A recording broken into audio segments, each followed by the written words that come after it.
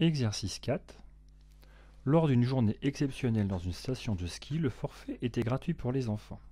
Le forfait adulte coûtait 35 € et la station de ski a réalisé 14 875 € de recettes. Alors dans cette phrase, il y a un mot un petit peu particulier, le mot recette. Je t'invite à regarder sa définition dans un dictionnaire et tu verras que recette a plusieurs définitions. Celle qui nous intéresse n'est forcément pas celle du gâteau. La recette est aussi le résultat d'une vente. Donc la station de ski a vendu un certain nombre de forfaits et la somme de cette vente est 14 875 €. Combien d'adultes ont skié dans la station ce jour-là? Les enfants ont skié mais n'ont pas payé. Il n'y a que les adultes qui ont payé dans la station.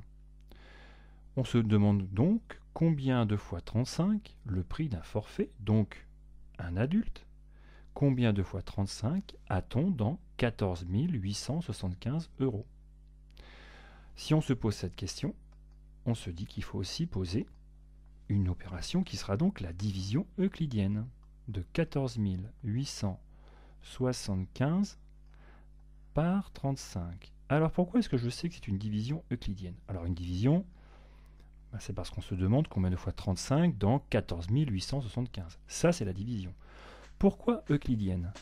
Parce qu'une division euclidienne est une division de nombres entiers. Et on veut un nombre entier d'adultes. Les adultes vont skier entier. Ils vont peut-être pas skier sans une jambe ou un bras. Donc il nous faut un résultat entier. Si tu effectues cette division avec ta calculatrice en utilisant la méthode que nous avons vue en cours, et il y aura une nouvelle vidéo à ce sujet, tu verras que 14 875 divisé par 35 te donnera 425 pour le quotient et un reste nul, 0. Nous avons donc bien un nombre entier d'adultes. Il faut donc retrouver ce résultat. C'est une division euclidienne à deux chiffres, 35 est le diviseur et il a deux chiffres, donc c'est la fiche N18. Et on démarre. On prend les deux premiers chiffres du dividende. Dans 14, combien de fois 35? Ah, là, 35 est plus grand que 14. Donc je ne peux pas mettre 35 dans 14.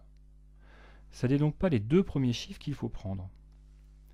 Il faut prendre les trois premiers chiffres. Dans 148, combien de fois 35? Alors ça, c'est pas facile. On peut essayer en tâtonnant, en prenant plusieurs valeurs. 1 fois 35, 35. 2 fois 35, 70. Mais on peut aussi poser la table de 35. Donc je l'ai fait ici. Et on va chercher dans la table 35 quel est le nombre qui sera le plus proche de 148, mais qui sera plus petit que 148. Et ce nombre, il est là. C'est 140. 140 est un nombre plus petit que 148.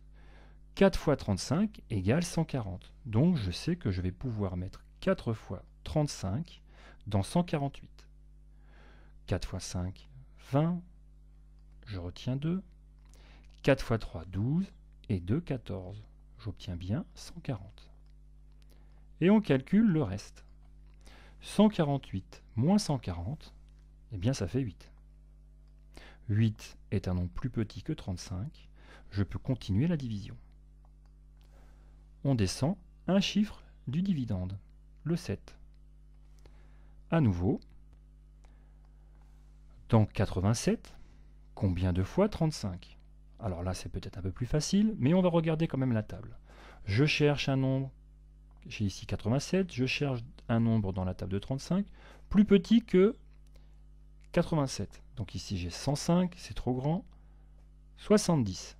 70 est le nombre qui sera juste dessous 87 dans la table de 35. 2 fois 35, 70. Bon, on aurait pu le trouver sans la table. 2 fois 35, donc 70. Je calcule mon reste. 7 moins 0, ça fait 7. 8 moins 1, ça fait 1. Donc, j'ai 17. 17 est un nombre plus petit que 35. Donc tout va bien. Ma division peut continuer. Je fais descendre le 5. J'ai donc 135. À nouveau, Combien de fois 35 dans 175? On regarde la table de multiplication et on voit que dans la table de multiplication, il y a un résultat 175. C'est 5 fois 35. Donc je pose mon 5 et j'écris que 5 fois 35 égale 175. Alors j'aurais pu à nouveau faire la multiplication, chiffre après chiffre. Je calcule mon reste. 175 moins 175, ça fait 0. Ça tombe bien, puisqu'on a dit qu'il nous fallait un nombre entier de skieurs, mais qu'il ne fallait pas deux jambes toutes seules sur un ski. Le reste vaut bien 0. Si je réponds donc à ma question, je vais dire, ce jour-là,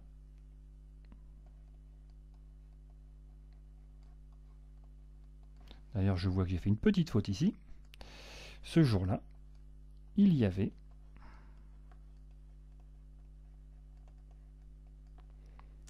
425 adultes.